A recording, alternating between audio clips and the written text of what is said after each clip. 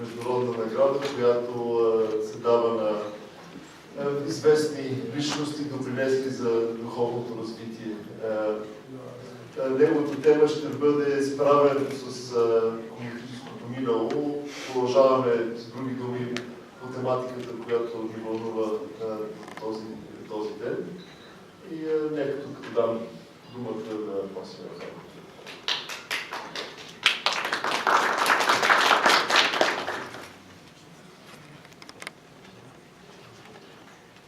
Ladies and gentlemen, thank you for inviting me. In the events of autumn 1989, the loser was communism, but it is very difficult to identify the victor. It certainly wasn't any of the forces within the communist-dominated societies, which is maybe one of the reasons why the populations of those countries don't seem to value freedom and democracy as much as one might have expected. Liberation tended to come from outside rather than through their own endeavors. Also, it is certainly not my intention to disparage the suffering and heroism of many opponents of communism. However, one cannot simply assert that the West liberated the East, nor was the final victor Western liberalism, as Francis Fukuyama maintained in his well-known thesis on the end of history. The liberal economy is just one aspect of the globalization process, and liberal philosophy is simply one way of interpreting that process. I think that the fall of communism was mainly a side effect of the globalization process. The worldwide tide of economic integration and social cultural changes in which regimes based on a rigid system of management were unable to stand the test. The ruling circles of the communist regimes were neither willing nor able to communicate with their citizens and lost the power to control them. In a world of communication explosion, it was impossible for them to keep their own citizens isolated within the ideological stereotypes of their own propaganda. The communist governments were unable to motivate their citizens in any way, having nothing to offer them, either spiritually or materially. The countries of so-called really existing socialism started to decline economically, alongside the discontent of the narrow stratum of intellectuals who had long demanded cultural freedom. There was now a deepening of apathy and passivity among broad section of the population. This only rarely flared up into open resistance, such as in the case of Polish solidarity. And the movements of dissidents were significantly as a symbol of movements on the moral and cultural plane, but they were not the real political force that led the revolution. Within those movements, various ideas were articulated, which then became political programs. And it was from those movements that emerged the personalities and groups that were to hasten the fall of communist regime and enable a rapid and non-violent transition of power, at least in our country, Poland and Hungary. However, the movement was not an actual order of political transformations. Not only were the ordinary citizens taken by surprise by the rapidity and ease of the political changes, but so also were most of the opposition leaders. In the past, such all-pervasive political changes tended to be the result of global, international, or civil wars, or of uprising headed by liberation movements. The unbearable blindness and velvet nature of the revolution in autumn 1989 made one even unsure to what extent it can be described as a revolution. In terms of its external appearance, the course of those changes had more in common with the peaceful transfer of power when the authoritarian right-wing regimes were transformed into liberal democracies, Portugal, Philippines, Canada, or Chile. Nevertheless, in Central and Eastern Europe, these were far more radical changes, and not simply in the economic sphere. The West, too, is in a process of transformation, even if so far it is not as evident as the changes in the East. In the West and in the East alike, the process appears ambivalent and cannot be simply regarded as ongoing improvement. The evolutionary optimism of continuous progress died along with all other gods of modern age. In the course of globalization, problems arise that even Western democracy finds it extremely hard to solve. Moreover, many different cultures and value systems confront each other in that process. It appears that Judeo-Christian values, which gave rise to the Western concept of democracy and human rights, are not self-evident for many countries and cultures. Globalization is a process that is not controlled by any governmental authority, and it requires all political control.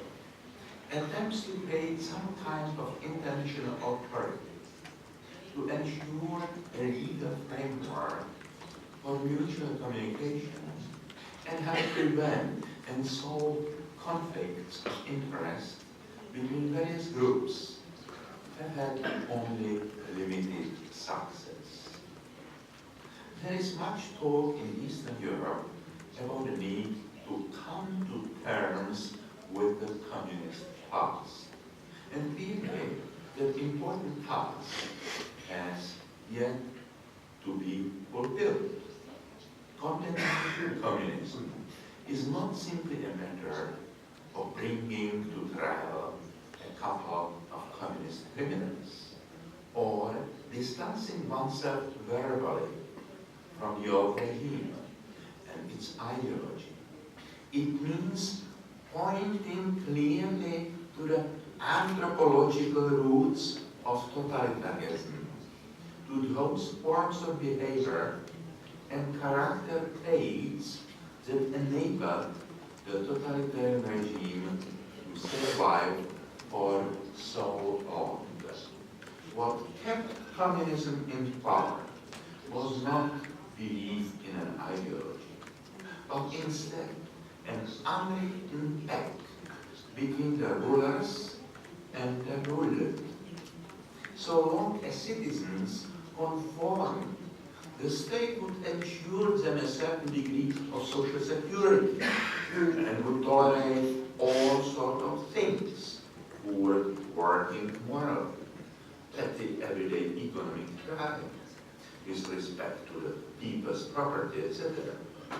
The secret social contract bred an odd kind of human that Polish philosopher Joseph Tischner has termed Homo Sovieticus, as a person without creativity, initiative, or responsibility.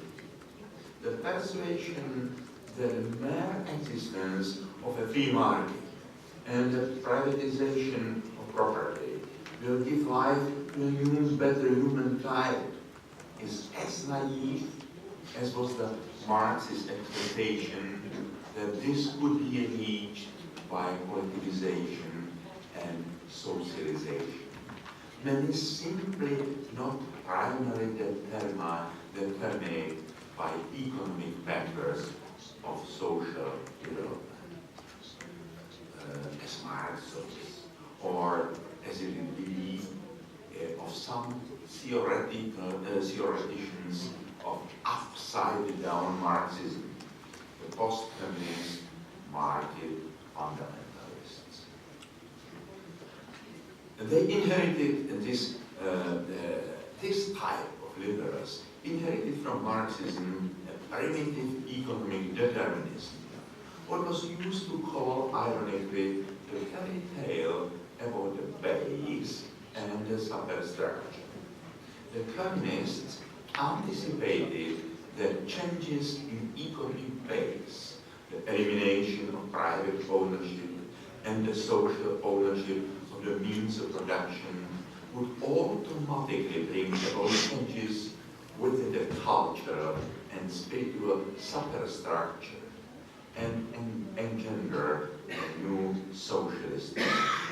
Some representatives of economic liberalism in the post-communist world, many of them convertees from communism, anticipated for their part the opposite changes in the economy, particularly the privatization of industrial firms would automatically alter people's attitude and society's mentality, and that the homini sovietici would turn into people with all the so-called Protestant virtues that Max Weber claimed were at the root of capitalism.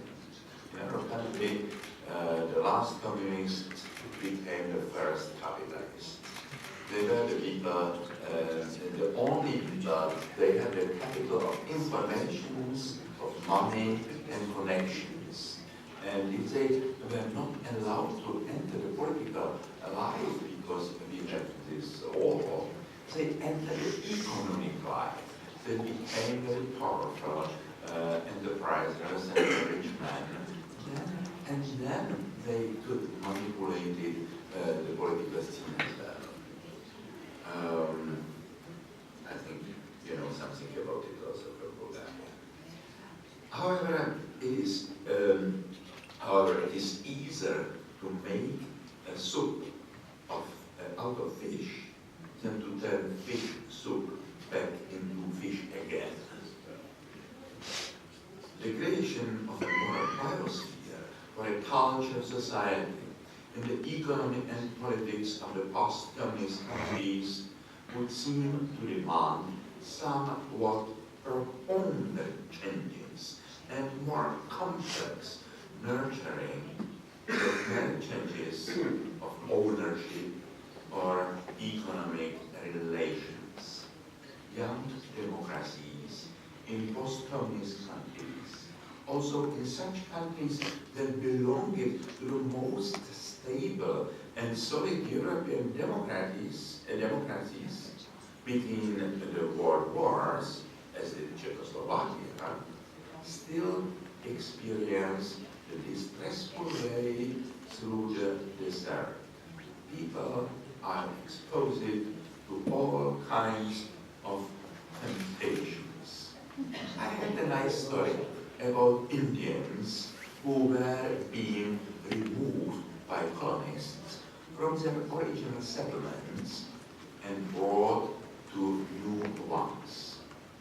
Before the end of the trip, the Indians asked for a break, explaining our bodies might be almost at the end of the trip, but our souls are still in those old poles. We have to wait for our souls. Whenever I met with various tokens of imperfection of the renewed democracies in Central and Eastern Europe, I remind myself of these words. We have to wait for our souls. Alexander Solzhenitsyn once answered the question, what would follow communism? Very, very long period of healing.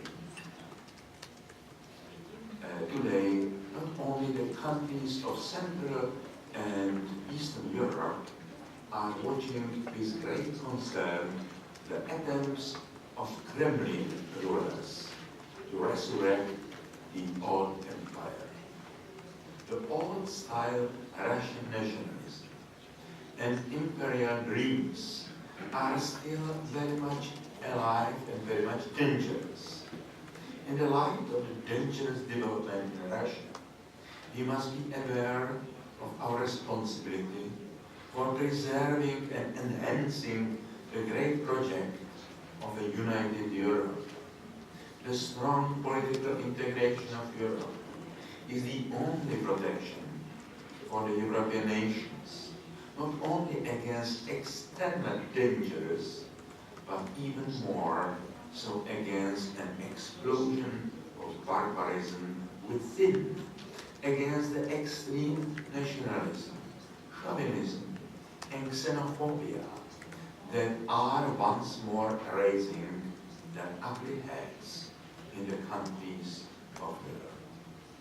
In the dangerous temptation of national selfishness and isolationism were to triumph in Europe, leading to the tragic collapse of the European Union, the nation-states of Europe would not acquire greater sovereignty, but instead would be exposed far more to the forces of chaos and destruction from within. The situation is serious, and perhaps we cannot possibly wait for our souls and for the souls of our fellow citizens. It is very important to put together the people, and they are pro-European, they are for democracy, they know what was communism and totalitarianism. Also, over the national boundaries, it is important to organize seminars like this one, to organize think tanks, to create the democratic subculture, also the media of exchange of ideas. It is important to speak about the past and to put the testimony, the witness to media and to young people. But it is also very important to think and speak about